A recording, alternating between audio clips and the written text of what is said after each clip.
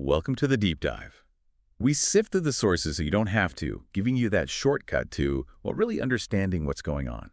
Today, we're taking a deep look into something that's everywhere in the news, causing a lot of buzz, maybe some anxiety too. AI and jobs. We all see the headlines, right? Thousands of job cuts blamed on AI.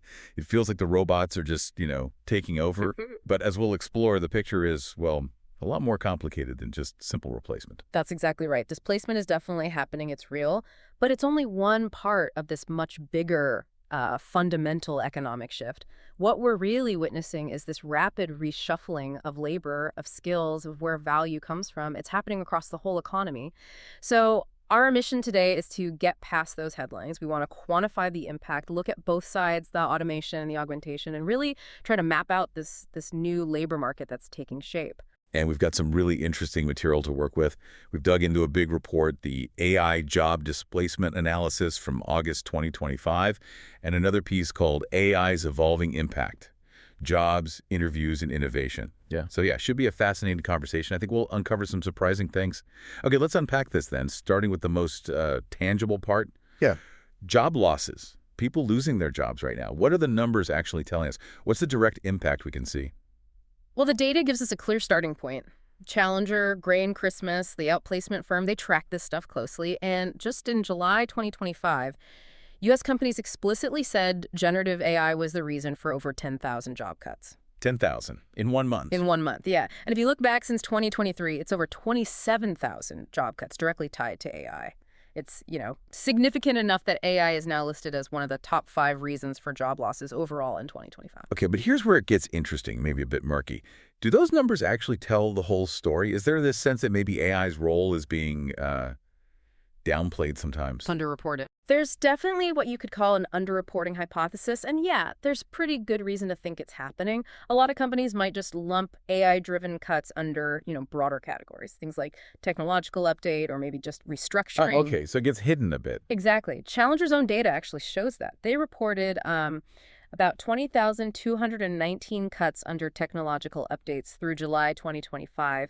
And those explicit AI cuts, the 10,375, they're actually a subset of that larger number. So you see the potential gap. Right. Plus, think about how companies communicate this. You hear CEOs like at Workday, Autodesk, CrowdStrike, they talk about reductions, but frame it as a strategic AI pivot. To accelerate investments and drive growth? Yeah. Sounds familiar. Precisely. And Wall Street often likes hearing that. So it makes the cuts seem like a necessary step for AI transformation, not necessarily a direct result of AI taking jobs. It makes the real link harder to nail down. That framing is really key. Yeah. So, okay, if AI cuts might be underreported but are still significant, how do they stack up against other big economic forces right now? Is AI the main story, or is it part of a bigger, perhaps more turbulent picture? It's definitely significant, but no, it's not the main driver of job loss right now. Not even close, actually. The biggest factor in 2025, by far, is something we're calling the DOGE impact. Basically, the ripple effects of major federal spending cuts.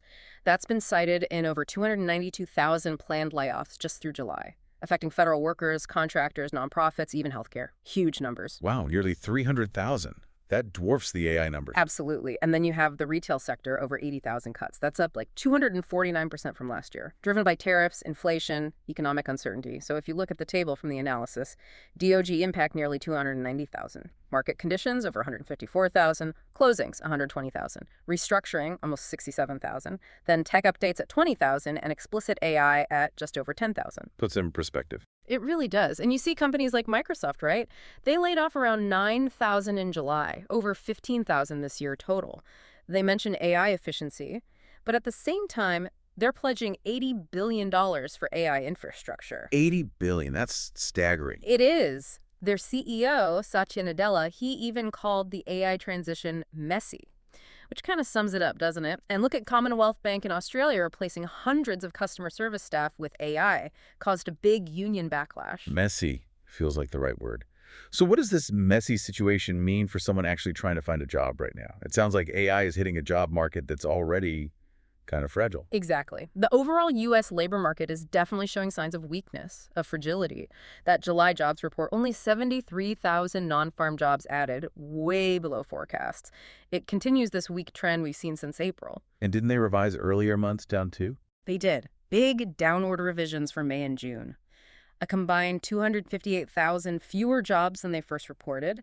Unemployment stuck at 4.2% since May last year, which sounds okay, but might mean less dynamism, less movement. And the number of long-term unemployed people out of work 27 weeks or more, that actually ticked up to 1.8 million in July. So finding a new job is just harder overall. Much harder. The friction in moving between jobs is way up. So any job loss, whether it's AI or something else, it just hurts more right now. It makes finding that next step much more challenging. Okay, that's a clear, if sobering, look at the current state. But let's shift gears a bit, because it's not just jobs vanishing, right? It's jobs changing. This brings us to that core paradox. AI destroys, but it also creates, or maybe augments. So thinking about automation, what kinds of roles, or maybe what kinds of tasks, are really on the front lines, most at risk? Right, this is the automation frontier. And the key idea is that AI often automates tasks within jobs, not necessarily the entire job overnight. The roles most vulnerable are those heavy on tasks that AI is getting good at. Language processing, content generation, communication, handling repetitive information. Microsoft's Copilot study looked at this AI applicability scores.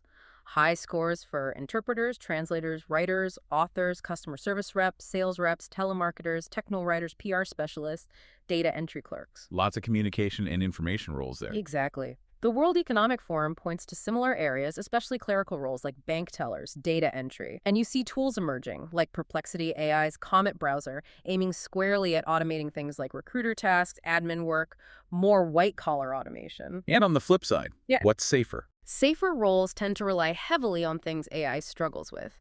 Physical dexterity, needing to be physically present. Complex, hands-on labor. Deep emotional intelligence. So think. Roofers, electricians, plumbers, massage therapists, phlebotomists, people drawing blood, heavy machinery operators. Tasks that require complex physical interaction with the world. Makes sense. So that's the displacement risk. But you mentioned the other side, augmentation. How is AI actually making people more capable, creating value? This augmentation advantage sounds, well, potentially huge. It is potentially huge, and the evidence is pretty compelling, actually, maybe more optimistic. Look at the PwC 2025 Global AI Jobs Barometer. They found industries most exposed to AI saw their productivity measured as revenue per employee almost quadruple since 2022. Quadruple? Wow. From what to what? From about 7% growth to 27% growth. Meanwhile, the less exposed sectors actually saw productivity decline slightly. So it's not just about cutting costs, it's about generating significantly more value when humans work with AI. And what about pay? Are AI skills commanding a premium? A massive premium. It's exploding. Jobs that require AI skills now pay, on average, 56% more than similar roles without those skills. 56%. Huge, right? It's more than doubled from around 25% just a few years back. Lightcast, another firm, found about a 28% salary boost, an average of $18,000 extra per year, even for non-tech jobs that integrate AI skills. The market is really valuing these skills. Clearly. And here's the kicker. Even in those sectors heavily exposed to AI, job growth is still robust. Less exposed jobs grew 65% from 2019-2024, sure. But the more exposed jobs still grew by 38%.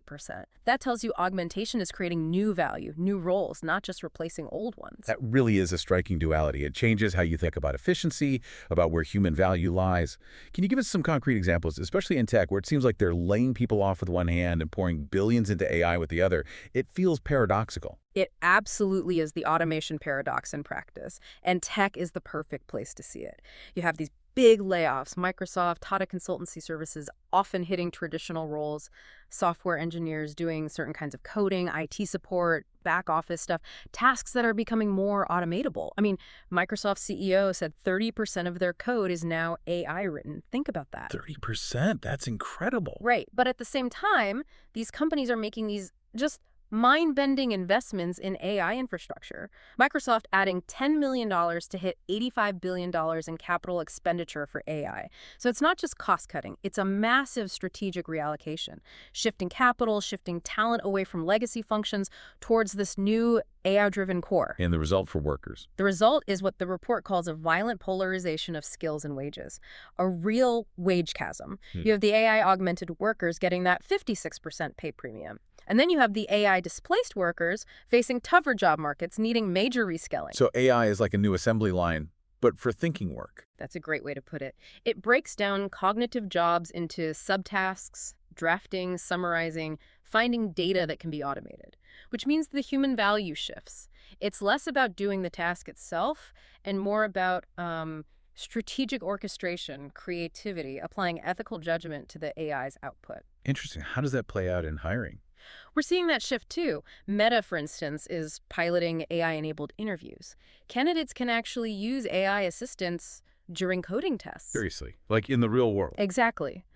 Reflecting how developers increasingly work, Zuckerberg apparently sees future engineers more as AI overseers than pure coders. But then, on the other hand, you have Anthropic. They make the Claude AI. They've actually banned AI use during their hiring process. So the norms are still very much in flux, even within the AI industry itself. Fascinating. Okay, connecting this to the bigger picture. It sounds like AI isn't just tweaking jobs, it's fundamentally reshaping career paths, giving birth to new professions altogether. What about that idea we hear about the disappearing entry-level role? Is that a real concern for young people starting out? It's a very real concern and potentially one of the most significant long-term shifts. It's like an erosion of the first rung on the career ladder, especially in white-collar fields. AI seems to be hitting those entry-level tasks hardest. We're seeing job listings for entry-level corporate roles down 15% over the past year. 15% fewer starting positions. Yeah. And at the same time, applications for each remaining job have surged by 30%. It's becoming hyper-competitive. The CEO of Indeed, Chris Hyams, pointed out that for almost two-thirds of entry-level jobs, more than half the skills needed can now be done by generative AI. Like what kind of skills? Things like summarizing information, drafting basic emails, doing preliminary research, the stuff graduates used to cut their teeth on. This creates a real risk of an entry-level crisis, potentially leaving Gen Z with an experience gap. It makes things like paid apprenticeships, project-based learning, micro-credentials much more critical to get that practical experience. So the traditional path is changing. And is the demand for AI skills still mainly a Silicon Valley thing, or is it spreading out? It's definitely spreading out, a real diffusion of demand, which is actually quite exciting. Tech is still important, obviously, but the biggest growth in AI job postings is happening outside the traditional tech sector. Back in 2019, about 61% of AI job ads were in IT computer science. By 2024, that fell to 49%. Still half, but a noticeable drop. Right, but here's the amazing part. Job postings mentioning generative AI skills in non-tech roles. They jumped 800% since 2022. 800% in non-tech. Astonishing, isn't it? It means AI fluency is fast becoming a baseline expectation across the board. Content, communications, HR, education, finance, research. They all want people who can blend domain knowledge with AI tools. The tech sector is becoming more of an enabler, providing the tools, while the real economic value gets unlocked across all these other industries. Okay, this feels like the exciting part, the birth of totally new jobs. Yeah. What are some of these new AI-focused roles that are popping up? Yeah, it's a whole new ecosystem of job titles emerging. You've got the technical side, of course, machine learning engineer, generative AI engineer, LLM architect, that's large language model architect, Right. computer vision engineer, AI solutions architect. Then there's the crucial interface between humans and AI, roles like prompt engineer. Ah, yes, the power skill of the 2020s, I've heard it called. Exactly, learning how to talk to these models effectively. Also, AI trainer, AI UX designer, designing the user experience for AI tools. And then you need strategy and governance. So AI product manager, AI ethics officer, responsible AI lead, AI policy analyst. And at the top, At the top, you're seeing chief AI officers, CIOs, and directors of AI becoming much more common. These roles are the flip side of the ones at risk, like customer service, data entry, maybe even some traditional coding jobs. And the tech itself keeps advancing, right? Google's Gemini 2.5 deep think mode, excelling at complex reasoning and math, science coding, plus Grok, Claude AI, Sora for video, DeepSeek. The pace is just relentless. so with all this rapid change, this churn, it brings up a huge question. How do organizations actually get ready for this? What does the essential skills stack look like now? It really requires thinking about skills in maybe 3 layers, a sort of tripartite framework. First, you still need foundational technical skills, things like data analysis, using spreadsheets, maybe Python, Tableau, basic coding Python, JavaScript are good bets, cloud computing basics, AWS, Azure, Google Cloud, and cybersecurity awareness. That's the infrastructure. Okay, the baseline tech literacy. Exactly.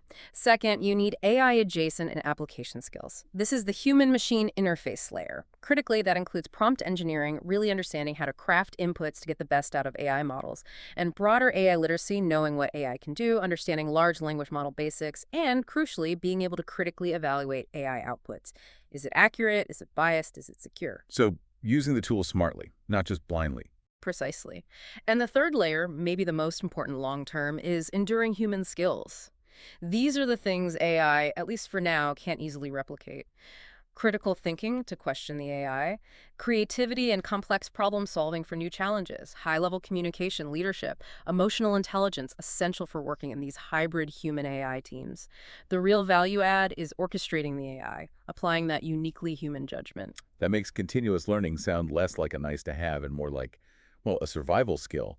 How fast are skills actually becoming outdated? The shelf life of skills is shrinking dramatically. That old model of a 40-year career based on one degree, it's just Exactly. gone, obsolete. And this is causing real anxiety. Some call it FOBO, fear of becoming obsolete.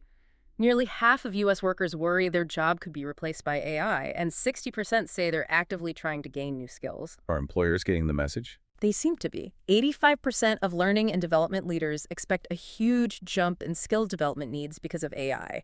And 93% say it's their company's responsibility to provide the time and resources for that learning. Lifelong learning isn't just personal development anymore, it's an economic necessity. The skills gap isn't just about specific skills, it's becoming a skills adaptability gap. Honestly, the most valuable long-term skill might just be the ability to learn and adapt quickly. This has been a really comprehensive look at a massive shift. So let's try to synthesize. What does this all mean for us listening right now? For businesses, for governments? What are the key takeaways, the strategic imperatives? Okay, let's break it down. For business leaders, I think the big message is move beyond just thinking about AI for efficiency savings. Adopt a growth mindset. How can AI help create new value, new products, new services? That means investing heavily in your people, upskilling, reskilling. Don't just replace, reinvest. Redesign jobs for human AI collaboration. Think co-pilot, not just automation. And absolutely critical, prioritize governance, build trust, address the real concerns about data privacy, accuracy, bias, transparency. Why that trust piece is huge. What about for policymakers, Yeah. governments? For policymakers, the challenge is really to modernize the social safety net and the education system for this new reality. Maybe update things like the WARN Act, the law about layoff notices, to explicitly consider AI displacement. Explore ideas like a dedicated AI worker training fund, maybe building on existing programs like WIOA. They need to drive education reform, get AI literacy into schools, universities, promote apprenticeships, micro-credentials that offer practical skills, and foster innovation, but responsibly. Things like a national AI strategy, looking at copyright law for AI training, data text, and data mining, or TDM like Australia is doing. The White House's AI action plan touches on some of this too. And finally, for individuals, for all of us listening. For individuals, the message is pretty clear. Embrace change. Assume skills will become obsolete and commit to lifelong learning. That's job security now. Get comfortable with AI tools. Develop real AI fluency. Learn prompt engineering. Practice critically evaluating AI output. Don't just be a passive user. And crucially, double down on those uniquely human skills. Creativity, strategic thinking, empathy, complex problem solving, leadership. That's where our durable advantage lies. It really does feel like this isn't just humans versus machines. Not at all. It's more like a fundamental redefinition of what work is. And yes, there's this violent polarization, this disruption, which is painful for many. But there are also these incredible opportunities for boosting productivity, for human ingenuity. The future here isn't set in stone, is it? It really comes down to the choices we make now as individuals, as companies, as societies, about how we steer this incredibly powerful technology. Hopefully, towards a future where progress is shared and truly human.